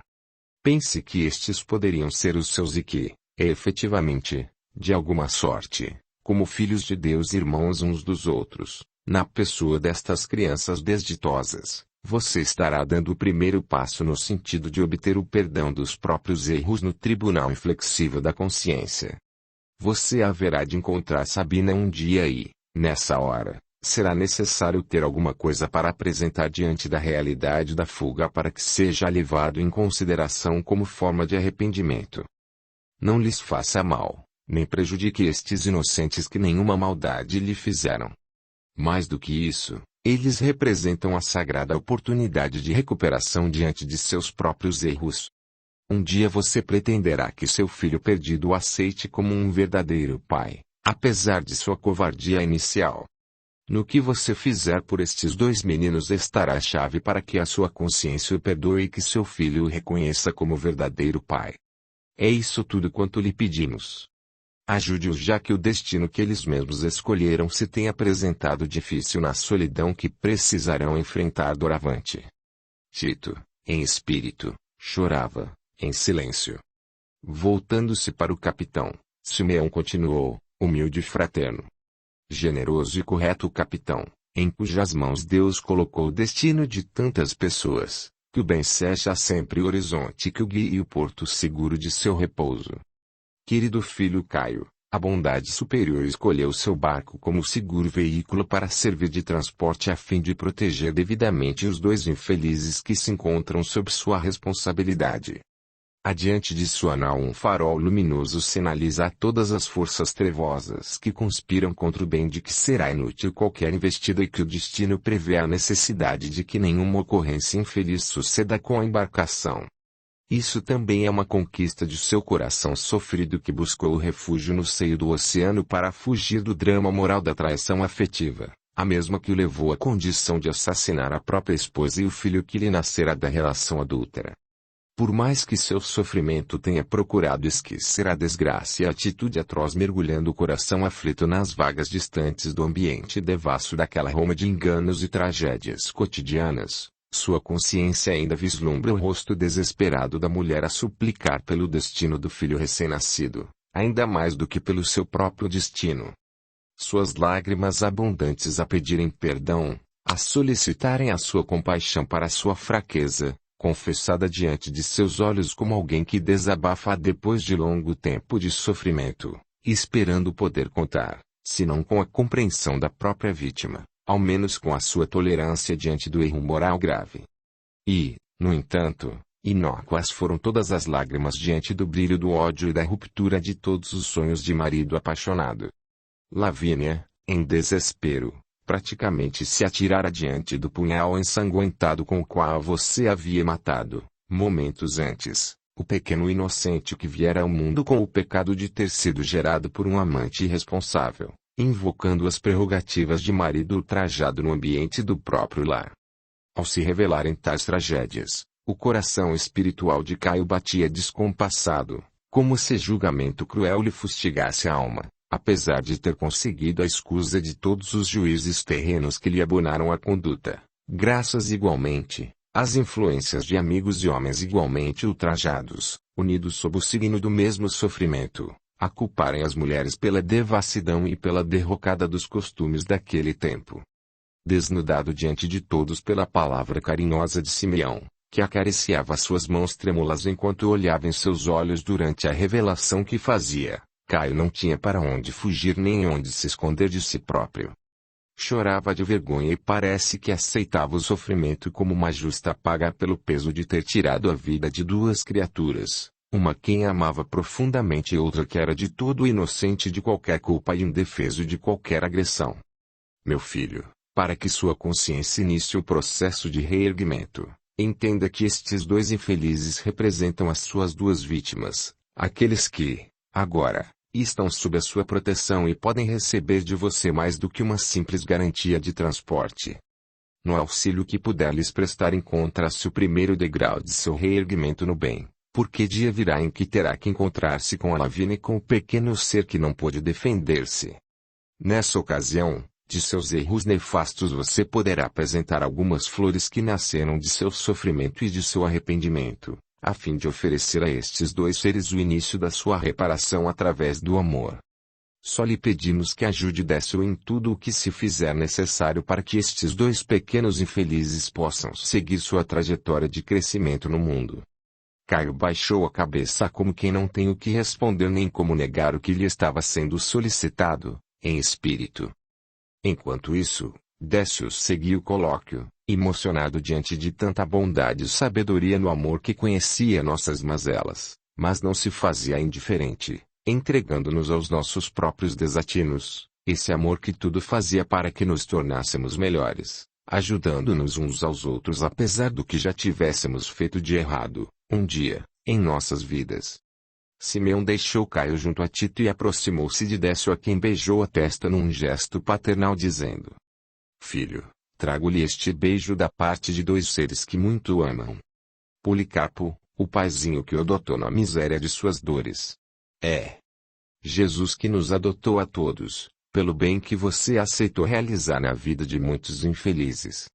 A emoção invadiu o coração de Décio à lembrança de Policarpo e a menção da solicitude de Jesus que, tão ocupado com tantas coisas, se permitia lembrar dele, tão indigno servidor na terra. Trazido pelas mãos de Simeão até a proximidade dos dois meninos em espírito, um pouco confundidos pelo inusitado da reunião e pela condição de jovens no corpo físico, Décio ouviu do ancião luminoso as inesquecíveis palavras: Meu filho, Jesus lhe confia um tesouro inestimável nas pessoas destes dois infelizes. Zacarias falará com você. E olhando para Zacarias, solicitou que o antigo sapateiro se dirigisse a Décio naquele instante. Sim, meu filho, falou o mencionado espírito com carinho. Estes são dois tesouros cuja preciosidade vai além de qualquer aparência. Somos todos responsáveis uns pelos outros da ordem do universo, mas, entre os que erram, as suas vítimas se tornam mais responsáveis por eles do que os seus cúmplices ou sócios no crime. Você foi escolhido para cumprir parte desta jornada terrena como zelador de um patrimônio muito caro ao nosso querido Mestre.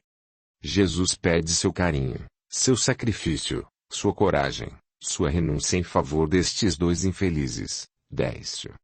Estaremos sempre ao seu lado, mas precisamos levar a sua resposta diretamente ao coração de nosso Mestre. E sem entender a profundidade daquele sentimento que nutria em sua alma, envolto pelas lágrimas de gratidão, Décio ajoelhou-se diante dos espíritos deformados que estavam à sua frente e, lentamente, sem dizer qualquer palavra, começou a beijar os olhos cegos e o ventre machucado de Lúcio, tanto quanto os pequenos cotos que Demétrio exibia em seu perispírito mutilado. E cada ósculo era como que um jato de luzes rutilantes que se projetavam sobre as deficiências de ambos, lavados pelas gotas que lhes corriam dos olhos. Sem dizer qualquer palavra, até porque não tinha condições de fazê-lo, Décio olhou para Zacarias que, igualmente emocionado, exclamou: Bendita a sua generosidade, meu filho.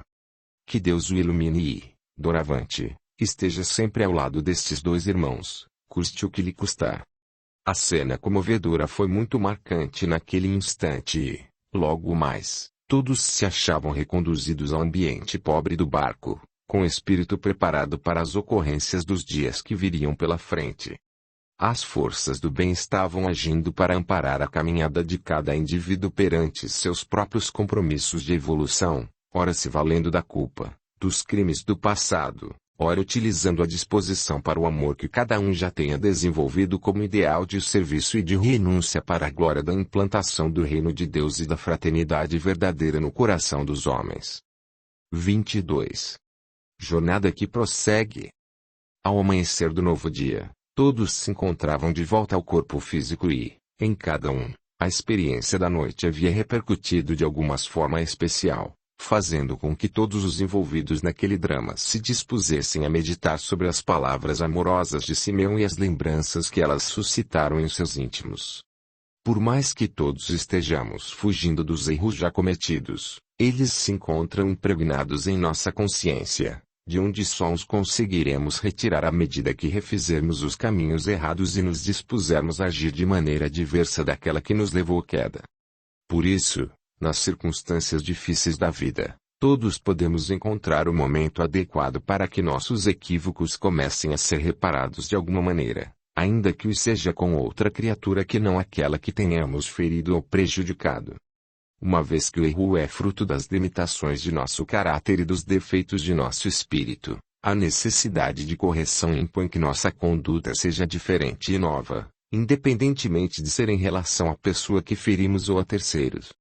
Se nós só melhorarmos corrigindo nossa conduta em relação àquele que ferimos, mas continuarmos a fazer as mesmas coisas com os demais, isso não é melhora, mas, sim, fantasia de melhoria.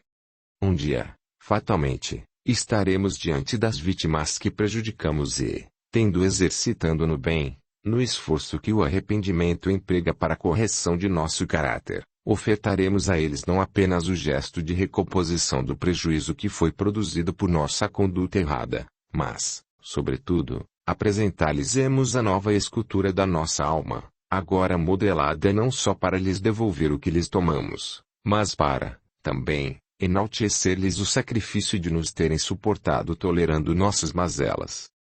Por isso, querido leitor, não espere ser bom apenas para aqueles que foram feridos por seus atos. Às vezes, estão longe de você, às vezes estão intransigentes, na condição de vítimas feridas, às vezes já partiram para outro lugar ou outra vida. Esforce-se por ser bom para todos os que são seus irmãos e que poderiam ser suas novas vítimas potenciais. Mais cedo ou mais tarde, aquele que é seu credor será trazido à sua presença pelas forças da vida a fim de receber de volta aquilo que tiramos, o bem que não fizemos, o carinho que negamos, a saúde que o exploramos, a esperança que matamos, o alimento que não oferecemos, o lar que lhe furtamos, os sonhos que desfizemos, o amor que não demos.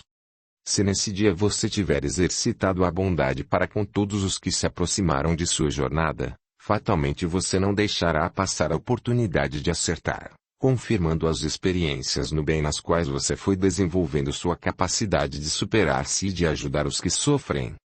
Assim, Tito, Caio e cada um de nós possui equívocos que nos compete enfrentar através da doação pessoal a qualquer criatura, como se ela fosse aquela que nós abandonamos, que nós matamos, que ferimos, traímos ou esquecemos. Comecemos a consertar o erro sem cogitar daquele a quem nós serviremos. Em realidade, nossos equívocos não foram produzidos contra uma pessoa, apenas. Todos os erros são uma agressão à bondade de Deus e, no fim das contas, é a Deus que deveremos apresentar nossa alma melhorada pelo esforço que aprendemos a fazer a fim de consertar o que estragamos, sem importar qual é o destinatário físico de nossos empenhos. Ao despertarem no dia seguinte, nossos personagens, como dissemos, haviam recebido do plano espiritual elevado, um chamamento franco para que seus espíritos estivessem atentos no aproveitamento das oportunidades de resgatarem as próprias faltas no serviço aos aflitos, e, entre eles como entre nós, não existem inocentes ou almas que nunca tenhamos nos equivocado. Assim, tão logo as atividades náuticas se viram retomadas, no afastamento do porto amigo que os agasalhara durante a noite, Décio se pôs a trabalhar em suas funções que, se já produziam reconhecimento nos demais oficiais e membros da tripulação romana, que dizer, então, junto aos pobres escravos condenados a remar até o extenuar das próprias forças. Tito e os meninos foram os primeiros a receber o líquido fresco. Nesta manhã, como durante o trajeto, os dois jovens se mantinham sonolentos por força do remédio narcotizante que lhes vinha sendo ministrado pelo enviado de Marcos, para que não se manifestassem ao longo da viagem, atrapalhando os planos de seu infeliz genitor. No entanto, naquela manhã, assim que chegou para servir às suas necessidades, Décio pôde observar que Tito se mantinha menos arrogante ou arredio, ao mesmo tempo em que os jovens pareciam menos apáticos ou sonolentos. Em realidade, tão logo se acercou para lhes oferecer água, depois de ter sido autorizado por Tito que os observava à distância, sem imaginar que Décio os conhecia desde Roma, Demétrio, mais lúcido, buscou fixar com mais clareza a face do generoso homem que os servia, como a tentar fazer-se entender com ele, demonstrando certa intimidade, no que foi contido pela palavra sussurrada de Décio, que lhe pediu silêncio sobre aquele momento. Percebendo a distração de Tito, que se encontrava caminhando pelo convés da embarcação para se refazer da noite dormida desconfortavelmente, o ajudante de bordo falou-lhe, rápido. Sim, Demétrio, sou seu amigo Décio. No entanto, finja que não me conhece para que eu possa ajudá-los como pretendo. Tenha calma. Vocês não estão mais sozinhos. Estarei com vocês. Fique calado para que tudo dê certo. Algo perturbado em face das condições em que se encontravam, sem entender muito o que se passava e em que local estavam, uma vez que vinha de um longo sono, Demétrio moveu a cabeça em um sinal afirmativo enquanto sorvia o líquido que Décio lhe oferecia à boca, ao mesmo tempo em que Lúcio, escutando as mesmas advertências, ingeriu o conteúdo de pequena caneca tosca. Logo depois, ao dirigir-se à cabine do capitão, foi por ele recebido de maneira cortês e ansiosa, demonstrando o desejo de se entender com o aguadeiro. Bom dia, Décio, falou Caio, sorridente. Bom dia, meu senhor, respondeu, respeitoso. Sente-se aí para que possamos tratar daquele assunto. Tomando um assento rústico que havia nas estreitas acomodações do comandante, Décio se fez todo ouvidos. Estive pensando sobre tudo o que conversamos no dia de ontem e, ao amanhecer de hoje, uma ideia luminosa parece que despertou comigo. Como você me informou, os meninos serão desembarcados em Narbonne e ali ficarão ao desamparo, já que o seu responsável se afastará de regresso a Roma por via terrestre, não é? Sim, meu senhor, isto é tudo que escutei do próprio Tito. Pois bem, estes meninos, ainda que já crescidos, não podem ficar abandonados no porto sem que ninguém os proteja ou vele por seus destinos. Também concordo, meu senhor. Assim, Décio, como você é o único que se importa com eles, e como não tenho nenhum parente ou conhecido em Narbonne, não vejo outra saída a não ser fazer com que você se coloque igualmente em terra para que seja aquele que os ampare. Tenho comigo certas economias que transferirei às suas mãos a fim de que não passem privações e possam adquirir alguma pequena vivenda onde estejam seguros. Entendendo o devotamento espontâneo do comandante, Décio não deixou de sentir certa emoção no espírito, ainda ligado às forças superiores que os haviam envolvido durante o repouso do corpo. Todavia, lembrou-se das ordens recebidas diretamente do imperador Adriano para que o desembarcasse nas terras espanholas, não sendo correto romper, de sua parte, as determinações do governo romano. Mas, meu senhor, suas ordens são expressas em me entregar no destino pré-fixado. Não acho que seria possível fazer-me ficar no meio do caminho sem que isso viesse a complicar sua situação no comando desta nau. Admirando-se da preocupação de Décio, Caio sorriu e lhe disse: Bem, meu amigo, isso eu também já pensei e, como lhe falei, a ideia que me nasceu nesta manhã, como o sol que se levantou no horizonte, foi completa e atendia a todas as necessidades. Como assim, comandante? É verdade que preciso cumprir as determinações legais de Adriano e sua corte de interesseiros e aventureiros, oportunistas e ladrões. No entanto, Existe uma determinação nas leis náuticas que autorizam o comandante de uma embarcação a desprezar do mar ou no primeiro porto onde isso for possível todo indivíduo que se apresentar doente ou que tenha aparência de enfermidade, informando os superiores sobre o ocorrido para que isso fique nos registros competentes e se possa considerar cumprida a ordem. Dentro de minhas condutas, muitas têm sido as experiências nesse sentido e, por questão de consciência, sempre evitei atirar ao mar as vítimas de qualquer doença, como costumam fazer certos capitães da esquadra romana, indiferentes. O espetáculo é muito triste e doloroso para toda a tripulação. Assim, inúmeras vezes fundei o navio ao largo do continente quando encontrava pessoas enfermas com o potencial de espalhar a peste a todos os que se encontrassem a bordo e, valendo-me de pequena embarcação, enviava o desditoso à terra, onde o deixava com alguma provisão para que não perecesse ao relento e pudesse dar destino aos seus incertos dias do futuro. Por isso, não me será difícil informar que, com relação à sua pessoa, vi-me forçado a deixá-lo em terra, precisando, no entanto, contar com o seu sigilo e a sua colaboração para que não regresse a Roma a fim de que isso não prejudique nosso intento em benefício dos pequenos.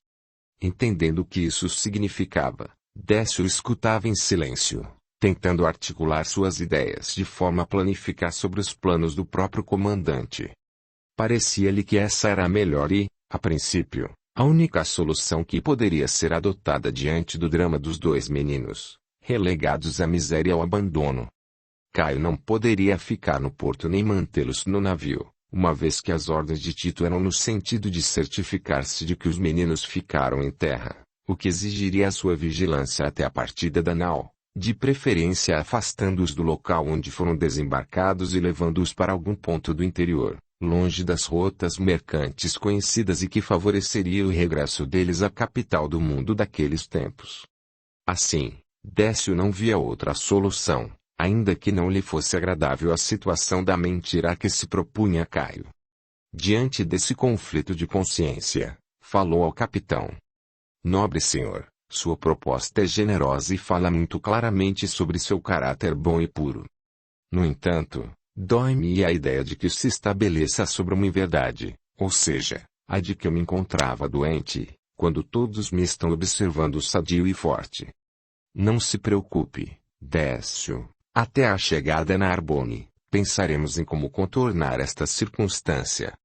O que me importa é que você esteja de acordo com a possibilidade de seguir sendo o tutor moral destes meninos, sem regressar a Roma para não nos comprometer caso sua volta seja descoberta. Ora, senhor, eu mesmo não poderia ter pensado em um plano melhor do que esse. Estarei a serviço da causa de Jesus em qualquer lugar, sobretudo tendo comigo estes dois desventurados. Pois então, estamos acertados. Conto com a sua discrição e esteja certo de que isso será um segredo nosso, e desse Jesus. A referência direta fizera Décio perceber certa emoção no timbre de voz do capitão. Parece que o senhor se entende bem com ele, falou, fraterno, o aguadeiro. Poucos romanos importantes se dão ao trabalho de se referirem ao seu nome com certa consideração. É verdade, Décio. Os importantes romanos estão mais preocupados com seus negócios e seus lucros, seus roubos e suas estratégias de vencer na vida. No entanto, eu carrego comigo certos pesos que me parecem ser maiores do que todo este navio e suas palavras me foram muito importantes para perceber a extensão dessa nova filosofia. Somente os que sofreram o suficiente poderão entendê-la melhor e nela serão capazes de encontrar a linfa que ameniza a consciência pelo bem que se pode fazer aos que sofrem. É verdade, meu senhor. Suas palavras denotam grande sabedoria. Não é isso, Décio. Não tenho qualquer sapiência. Apenas, a noite me foi muito especial e meu despertar ainda mais sereno e pleno de esperanças. Minha alma vinha se corroendo por causa de certos erros que pratiquei e que não eram do conhecimento senão de pouquíssimas pessoas, entre as quais, o nosso querido Cláudio Rufus, graças ao qual, pude me localizar à distância do cenário de minhas quedas morais, segundo o desejo de preservar minha alma das desagradáveis lembranças de minha derrocada pessoal. No entanto, ao contato com suas palavras, esta noite foi para mim um refrigério de esperanças na certeza de que eu mesmo possuo salvação pelo bem que puder realizar. E me sinto inclinado a ver nestes meninos e em você os primeiros destinatários desse impulso que me foi dado por almas amigas a fim de que, um dia, possa conquistar essa bondade que é deles, mas que poderá incorporar-se a mim também. Deixando que o comandante desse curso a os seus desabafos pessoais, sem demonstrar pressa ou curiosidade, Décio seguia ouvindo em silêncio. Até ontem eu era um escravo que se fazia de livre para afastar-me de Roma e de mim mesmo. Hoje, posso dizer que sou um homem livre, compreendendo que uma força maior me conhece e que se incomoda comigo, apesar de saber o tamanho de meus erros. O sonho desta noite jamais sairá de minha mente e de meu coração, Décio. Ele me transformou no homem que eu ainda não havia sido, desde que me via envolvido pelos dramas do destino que minha vaidade ferida piorou com atitudes deslocadas. Sem saber que forças sobre-humanas me levaram para um local de bênçãos desconhecidas da terra, as experiências que senti ao lado de uma luminosa alma, que me falava de coisas que pertenciam tão somente aos meus mais bem guardados segredos, foram decisivas para me fazer perceber que minha vida tem sido um constante conduzir-se coniventemente com os erros que critico, com as forças negativas pelas quais nos deixamos governar os destinos e com as mesmas falhas que temos eternizado através dos anos. Não posso revelar a você o teor dos conselhos recebidos porquanto não os tenho gravados claramente na memória, mas, sim, incorporados à minha alma, através da necessidade que passei a sentir de fazer o bem. No entanto, uma coisa posso revelar-lhe. E fazendo com que seu interesse estimulasse o desejo de contar o teor que conseguia relembrar do sonho que tivera na noite anterior, Décio se fez mais curioso, demonstrando ser importante que o comandante falasse sobre sua experiência. Estimulado, então, o comandante continuou. Não sei como saí do barco, mas senti como se alguém me levasse para o alto, como se eu tivesse asas semelhantes às gaivotas que voam suaves no céu sobre o oceano. Quando fui trazido de volta, no entanto, a voz amiga que me conduzia me perguntou onde estava o meu barco. E como ainda estava escura a noite, ao longe, no céu, não consegui imaginar onde encontraria a embarcação que nos transporta. Foi então que a voz amiga me informou para que fixasse o olhar no ponto mais luminoso que encontrasse abaixo de mim, já que era como se eu estivesse flutuando no ar. E, em realidade, comecei a perceber que na escuridão da noite o ponto de luz se apresentava em região litorânea, pensando eu que se tratasse de alguma pequena cidade ou vilarejo que mantivesse suas luzes acesas. No entanto, por mais tochas que ficassem acesas, sua luz não seria forte o bastante para ser observada de tão elevada altitude. Continue observando a luz, falava a minha voz, firme e veludosa. E enquanto íamos baixando, ela ia se tornando mais intensa, apresentando rutilâncias especiais e multicores como nenhuma de nossas lâmpadas possui. Um pequeno sol começou a ser visualizado por meus olhos espantadores e encantados ao mesmo tempo, quando pude perceber que essa luminosidade indicava a localização exata do porto onde nós estávamos e, mais especificamente, da galera que me recolhia o corpo adormecido. Emocionei-me com o fenômeno inexplicável para minha ignorância. Quanto mais nos acercávamos, mais vislumbrava o farol a ganhar novas formas até que, por fim, parecia representarem a escultura primorosa de duas mãos diamantinas a segurarem as madeiras da proa, como se dirigissem a nau a partir daquele ponto, sem se incomodarem com o leme. Percebi, então, que essas mãos radiosas eram as que mantinham o navio no curso seguro, apesar de todos os meus esforços humanos para garantir o bom trajeto, isento de problemas e riscos.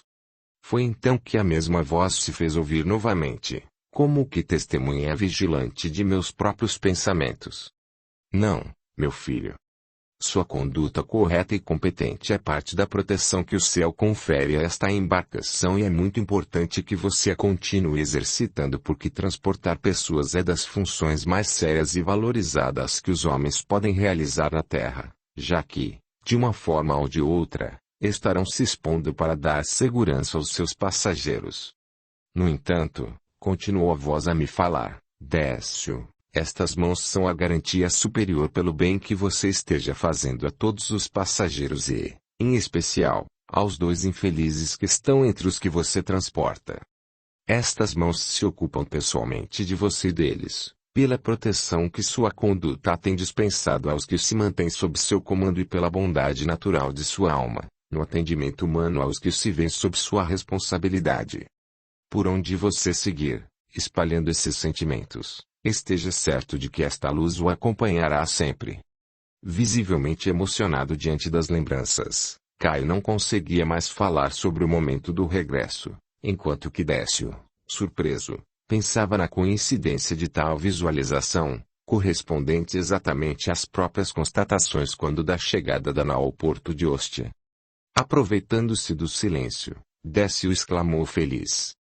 Graças a Deus que você pôde ver o que tenho visto desde o momento em que a galera aportou em Ostia, meu senhor. Isso é a proteção de Jesus aos nossos bons desejos, demonstrando que em seu coração há bondade suficiente para merecer a atenção do Divino Mestre. Isso não foi ilusão, meu senhor. Eu também pensei assim quando era criança e vi, pela primeira vez, os contornos luminosos dessas mãos, cujo contato generoso me curou para o desempenho de tarefas que, segundo suas próprias afirmativas, um dia me caberiam realizar. E a presença delas neste momento, me indicam que estou diante do testemunho que me cabe viver, segundo a gratidão de tudo quanto recebi de suas emanações. Visivelmente tocado pelas revelações de Décio, Caio se deixou levar pela emoção e, ali mesmo, sem se importar com a condição submissa e subalterna do exilado, pediu-lhe que lhe explicasse sobre esse Jesus tão generoso que sabia de todos os nossos problemas e se importava tanto conosco.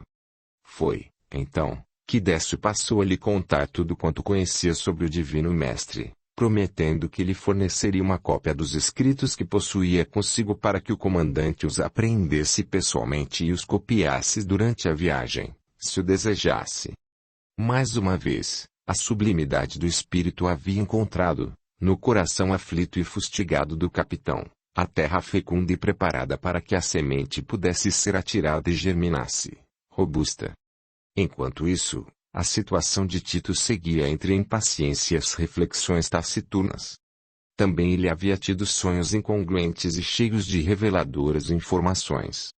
Em determinado momento daquele novo dia, passou a sentir que precisava livrar-se daqueles dois monstros que, desde o momento em que aceitara a tarefa que Marcos lhe propusera a troco de dinheiro grosso, parecia terem se tornado duas maldições em seu caminho.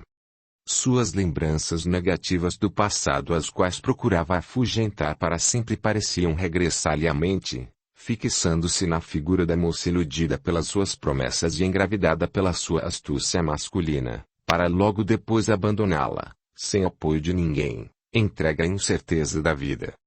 Por que tais lembranças, agora? Perguntava-se, irritado. Ela também não quis a aventura. Não aceitou o prazer no momento em que tudo estava agradável. Eu não a enganei. Ela pensava que iria me prender arrumando um filho meu, isso sim. Mas eu não sou um homem de ser enganado ou ser engaiolado como se fosse um pássaro bisonho, não. Com estas palavras, Tito tentava se livrar da memória de Sabina, como se ela fosse um fantasma que ele deveria exorcizar e que, naquele dia, se fizera mais vivido em suas lembranças. Ora, nem sei por que esta coisa me veio à mente. Deve ser por culpa destas duas desgraças que tenho que levar para longe e não vejo a hora de largar em qualquer canto, pensava Tito, tentando jogar a culpa de sua consciência pesada nos ombros inocentes daqueles dois seres. Não vejo a hora de pegar o caminho para Roma. No entanto, a agonia interior lhe impunha manter a lembrança dos seus sentimentos por Sabina, apesar de não ter correspondido ao desejo de formar uma família. Com quem será que ele estaria? Será que existia algum filho dele que andasse pelo mundo, sem que ele mesmo o conhecesse? Com quem será que se pareceria? Teria sua feição ou teria puxado as aparências da mãe? Todas estas eram perguntas que se fazia, ao mesmo tempo em que se via na condição daquele que era responsável por duas crianças desconhecidas. E se a ironia do destino estivesse lhe trazendo os próprios filhos para abandoná-los ao acaso em um porto distante? Marcos não lhe informara de quem se tratavam aqueles infelizes. Não haveria possibilidade de serem seus próprios filhos. Não, respondia para si mesmo, não pode ser que os deuses tivessem castigado a minha fuga trazendo ao mundo como meus filhos estes seres deformados e horrendos. Mas que culpa teriam eles pelas minhas atitudes ao recusar-me a assumir a paternidade? Esses pensamentos feriam fundo, mais fundo do que desejava, a mente e os sentimentos de Tito, que não se lembrava conscientemente do sonho da noite, mas que, dentro de sua alma, carregava a marca de sua ocorrência, reagindo segundo lhe fora solicitado, buscando uma forma de se livrar dos dois pequenos sem lhes produzir qualquer mal, como se eles o fizessem se lembrar das próprias tragédias. Um misto de dor e vergonha invadia-lhe a alma, preparando o caminho para os fatos que se avizinhavam na alma de todos. Mais 2 dias e a embarcação chegaria ao porto, onde o destino de cada personagem sofreria as mudanças necessárias para a continuidade do crescimento espiritual de cada um, no caminho da melhoria através da dor, do arrependimento e da correção dos próprios erros. Sem explicações plausíveis, na tarde daquele dia Décio sentiu-se indisposto e solicitou autorização do comandante para descansar no tombadilho da embarcação. Suores invadiam o corpo dolorido e uma constante náusea tornava impossível caminhar carregando o recipiente de água. Os sintomas pareciam confundir-se com os males que acometiam os marinheiros de primeira viagem, mas eram mesclados com tremores e alterações de temperatura pouco comuns nesses casos. Décio se resignara à condição de necessitado de auxílio, mas que, em face de seus sintomas, poucos se apresentavam dispostos a ajudá-lo. Caio, o capitão, adotou as medidas disponíveis a bordo para ajudá-lo a suportar as reações orgânicas e, como ninguém se dispusesse a lhe servir as rações de água e comida, ele próprio se propôs a enfrentar o desafio que, aos olhos dos outros, era gesto de heroísmo ao qual se via obrigado o comandante do navio. Já não era mais serena a atitude dos tripulantes que, estando reunidos em um local coletivo e sem saídas, sempre se tornavam nervosos diante do adoecimento de alguém a bordo, ainda mais quando o doente fosse um condenado, geralmente tido como endividado moral, perseguido pela maldição dos deuses. Não tardou para que os oficiais subordinados se apresentassem ao capitão para solicitar uma medida drástica a fim de preservar a todos de eventuais enfermidades. Caio, que se mantinha sério e altivo diante de todos os que comandava, para não lhes dar a impressão de fraqueza, continuou firme no propósito de cumprir suas ordens e levar o enfermo até a Espanha. Mas como, capitão? A província demorará mais de 1 semana para ser atingida. Até lá, todos poderemos ter morrido caso este miserável nos transmita a sua maldição e sua doença. Os deuses não nos perdoarão. Se os escravos adoecerem não teremos quem reme e sem os remos a tragédia pode se estender por mais e mais tempo. Eu sou o comandante e decido o que fazer. Mas o Senhor pode dar um fim nesse infeliz e garantir o prosseguimento de nossa viagem até destino, sem deixar de cumprir as ordens, falou seu subordinado imediato, estimulado pela postura tolerante do capitão da galera. Você se refere a jogá-lo ao mar. O homem acabou de ficar doente. E se ele melhorar, por que iremos matá-lo? Antes ele do que todos nós, capitão. Eu tenho família que me espera em Roma e não pretendo fazer viúva a minha mulher, que está para ser mãe de meu primeiro filho, senhor. Verei o que fazer, Petrônio. Antes de minha decisão, não permita que nada aconteça àquele que, até hoje, nos serviu com desvelo. Transfira-o para minha cabine e mantenha um vigia à porta. Em breve eu estarei lá e eu mesmo me exporei para cuidar de sua doença. Pois bem, meu senhor. Assim, ao menos tiramos ele das vistas dos demais tripulantes que, facilmente, executariam a ordem que o senhor tarda em emitir, livrando-se do fardo para que os peixes adoeçam em lugar de todos a bordo.